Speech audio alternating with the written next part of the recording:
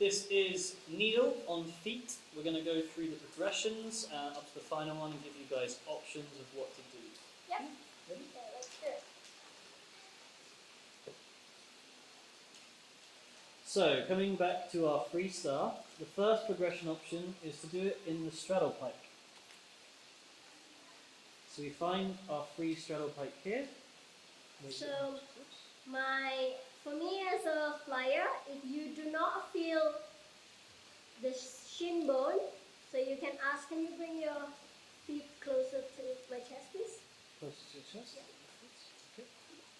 So then, I bring my chin towards my chest, and I have the security in the back of my head first. Okay, so we come free first. Make sure you're comfortable here.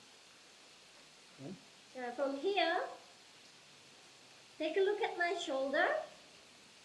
So first you can just stay here, keep your arm straight, and then slowly, without changing the position of the shoulders, you will increase the hands toward the sky. You can stay at 90 degrees there, that's fine. If you want to keep going towards the needle. And at the same time, I keep bringing my weight towards the toes. That will be my break here.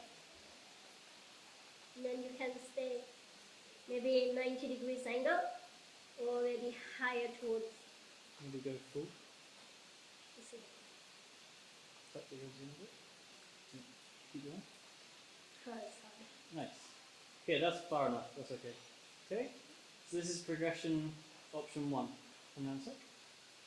Just let's explain the shoulder, what we're doing there. So I find out the position of the shoulder first. Essentially, your shoulders like this. And your hands are starting here. My arms like this to the side. So I straighten the arm, and the shoulders eventually just stay where they are as I move my arm closer towards the sky. So your movement could be just that much. What I want you to do as a flyer, don't move like this. Yeah? Even a tiny bit will make a lot different than what is going to happen with the shoulder. Okay? So the reason the shoulder movement has to stay shrugged, see, I'm intentionally shrugging the shoulders a little bit, and as I pull my hands down, they stay kind of slightly engaged and shrugged here. The reason we have this is to keep the connection with the foot on the shoulder. If I do the relaxed version, if I do the relaxed version and let my shoulders come down, I create a lot of slope here, and also it just becomes a very bad connection for the foot to the shoulder. So you need that slight engagement, slight protraction of the shoulder blades, like squeezing your chest together and bringing it down and forwards. The hands come in this direction, they don't go to the sides. They open to the side, they also will open this connection. Okay. Next option, if you feel comfortable in that version or you want to go for the full needle, we do it from the straight leg variation. Forward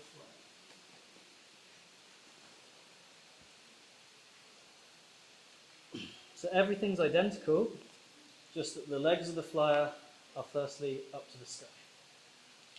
And hollow the belly in, wait the toes a bit more, there.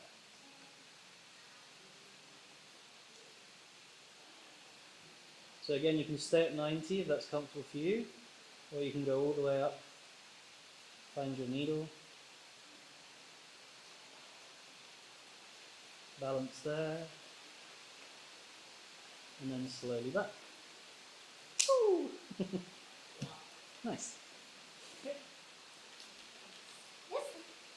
Yes? Ask a question, sure. Yeah. Is it easier to balance when you're in a straddle than in a needle? Yes. It is. So you should master that first, the straddle and the needle. For me as a flyer, if you want to do, so the question would be, is it easier for you in a straddle or in straight? If you want to do a needle, if you want to learn needle, I recommend straight on the needle. Okay. Because pike, straddle is easier to balance, but not necessarily in a good shape for needle. There's also, from a basis point of view, the pike straddle, the center of gravity is lower. So actually it's kind of easier to base from the basis point of view if they're in a pike straddle. However, at the same time, flyers tend to have less control of the core, so it tends to be a less locked shape, so there's a bit more movement from the flyer. When you go legs straight, you can't afford to have too much movement or you'll fall straight out the toes. So you're a bit tighter generally, more locked as a flyer in a straight one, so it also can be easier in different ways. So we can argue both ways. Okay, let's talk about the spotting. Yep. We've already done it once, but let's do it one more time, just to show for the needle. Can we have a demonstrator? I guess fine. Yeah. Coming in.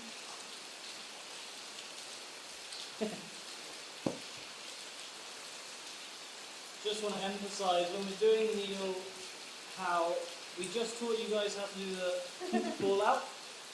Today we're not doing that.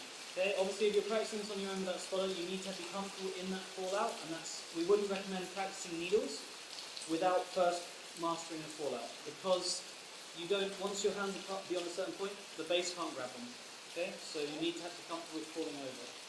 If you're not going to use the spotter,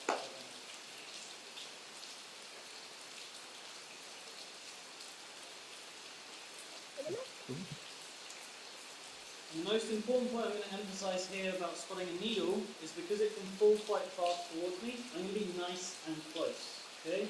If I'm back here, by the time I actually react, there's going to be a lot of momentum, it's falling too far already. So I'm going to be really close, a hand's distance almost away, and my hand towards the hips. Okay?